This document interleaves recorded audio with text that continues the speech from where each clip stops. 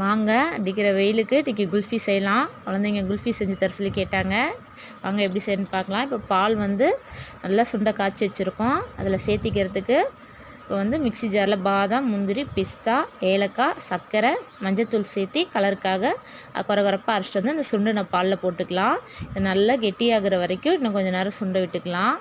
பார்த்தாலே தெரியும் நல்லா கெட்டியாகி நல்லா சுண்டி வந்துருச்சு. இப்போ இதை அவ்வளோதான், ஆஃப் பண்ணிக்கலாம். இதை நல்லா ஆற வச்சு எடுத்துக்கலாம். இன்றைக்கி எங்ககிட்ட ஐஸ்கிரீம் மோல்லாம் இல்லாததுனால நாங்கள் டம்ளர்லேயே ஊற்றி ஃப்ரிட்ஜில் வைக்க போகிறோம். இப்போ டம்ளரில் எல்லாம் மாற்றிக்கலாம். காய்ச்சின பாலை,